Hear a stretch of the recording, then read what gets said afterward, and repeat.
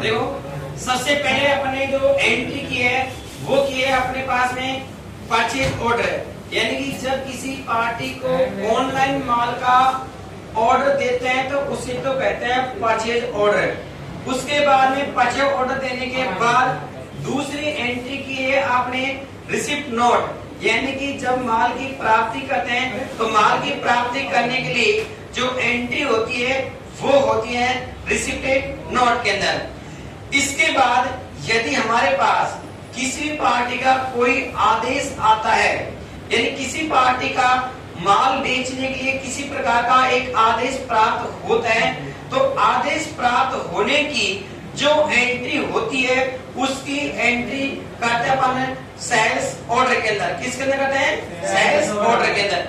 तो देखो एंट्री करने के लिए सबसे पहले जाएंगे गेट ऑफ टैली, उसके बाद जाएंगे वाउचर, उसके बाद जाएंगे अदर वाउचर, उसके बाद यहाँ पर शो इन एक्टिव, यानी कि जब किसी भी पार्टी से माल बेचने का आदेश प्राप्त होता है तो आदेश प्राप्त करने की जो एंट्री होती है उसको कहते हैं सेल्स ऑर्डर में। जिस पार्टी से आदेश प्राप्त होता है उस पार्टी का यहाँ पर नाम लिखा जाता है। पार्टी बनाने के लिए अल्ट और सी, और यहाँ से अपने पास में जैसे अपन को राजेश से माल प्राप्त हो रहा है, ठीक है, तो यहाँ पर राजेश का चुनाव करेंगे। सुनील से आदेश प्राप्त हो रहा है तो चुनाव करेंगे अपन सुनील का। सुनील को माल बेच रहे हैं इसलिए भेजेंगे sundry debtors, enter enter enter करेंगे और इसको अपन कर देते हैं सेव, ठीक है। चालान तैयार होगा, चालान तैयार होने के बाद यानी कि जो माल का हमने आदेश दिया था और आदेश देने के बाद जो माल अपन यहाँ से भेजेंगे, हमारे पास जो आदेश आ रहा है माल बेचने का उसका अपन करेंगे चुनाव। जैसे अपने पास में अपन ने मंगवाया था लैपटॉप, तो अपन भी यहाँ से जो भेजेंगे लैपटॉप उसका चुनाव करेंगे। चुनाव करने के बाद जितनी मात्रा में अपन भेज रहे हैं, ठीक है, और जितने रुपए का अपन लैपटॉप बेचेंगे उसकी दर डालेंगे। तो यानी कि जब किसी पार्टी से माल बेचने का आदेश प्राप्त होता है और आदेश प्राप्त होने के बाद जब माल को भेजा जाता है तो उसकी एंट्री इस प्रकार से की जाती है, ठीक है। तो एंट्री इस प्रकार से अपन करेंगे। इसके बाद अगला ये होता है जब आदेश हमारे पास में आ गया और आदेश प्राप्त होने के बाद जब माल को इस राजेश के पास भेजते हैं तो उसकी एंट्री करते हैं डिलीवरी नोट में। एंट्री करने के लिए वही सबसे पहले gate of Tally, voucher, other voucher, ठीक है, शो इन एक्टिव, ठीक है, और यहाँ से चुनाव करना पड़ेगा अपना डिलीवरी नोट। जिससे भी माल का आदेश प्राप्त हुआ है, मान लो अपने पास में सुनील से आदेश प्राप्त हुआ है ऑर्डर नंबर 1, तो एंटर एंटर करेंगे और ये एंट्री करने की कोई आपको आवश्यकता नहीं होती है, क्योंकि जैसे ही अपन ऑर्डर नंबर डालते हैं और ऑर्डर नंबर डालते ही ये एंट्री स्वतः अपने आप आ जाती है। तो इस प्रकार से अपन एंट्री कर सकते हैं और एंटर एंटर करके इसको अपन कर देते हैं सेव। तो ये हमने कर दिया इसके अंदर सेव, ये लो।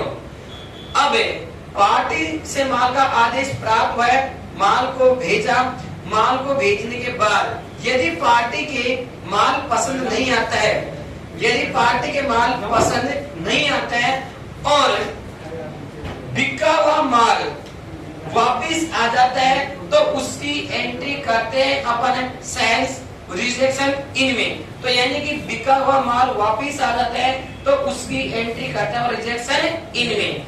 तो अपन ने माल बेचा था किसको? सुनील को। तो सुनील हमको माल वापिस भेज रहा है तो उसकी एंट्री अपन किस प्रकार से करेंगे?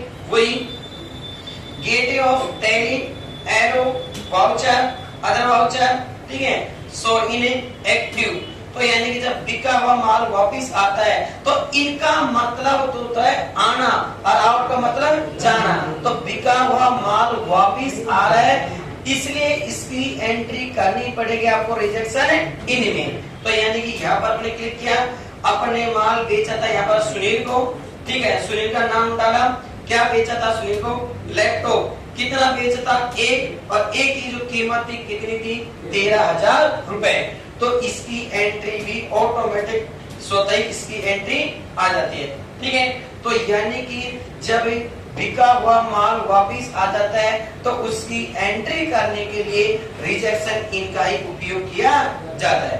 एंटर करके इसको करते हैं सेव। उसके बाद जब बिका हुआ माल वापिस आ गया, हमने भी तो ऑनलाइन माल मंगवाया था, अब वो माल जब पार्टी के इसमें नहीं आया तो हमारे इसमें नहीं आएगा।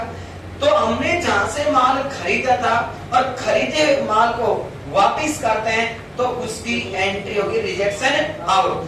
तो कहने का मतलब होता है यदि ऑनलाइन खरीदा हुआ माल वापिस किया जाता है तो उसकी एंट्री, ठीक है, रिजेक्शन आउट में करते हैं। किसके अंदर करते हैं? Rejection out. तो खरीदा हुआ माल वापिस करने के लिए रिजेक्शन आउट में कर दें। तो इनका मतलब तो आना और आउट का मतलब है जाना।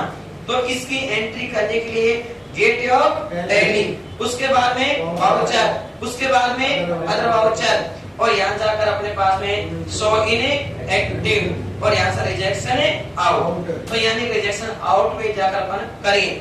अब हमने माल किससे खरीदा? फ्लिपकार्ट से।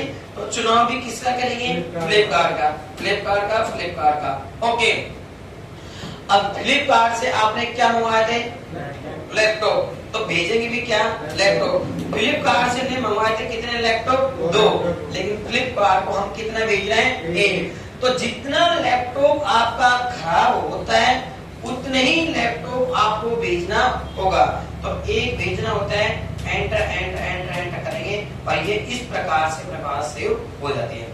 तो सबसे पहले करनी पड़ेगी आपको परचेज ऑर्डर, उसके बाद में रिसिप्ट नोट, रिसिप्ट के बाद में अपन को करने पड़ेगा सेल्स ऑर्डर, सेल्स ऑर्डर के बाद में डिलीवरी नोट, डिलीवरी नोट के बाद में फिर आता है रिजेक्शन इन, यानी बिका हुआ माल वापिस आता है तो उसके बाद में खरीदे हुए माल को वापिस करते हैं तो उसको भेजता है रिजेक्शन आउट। इसी प्रकार हमारा जो परचेज ऑर्डर, सेल्स ऑर्डर की जो एंट्री होती है इसी प्रकार से की जाती है।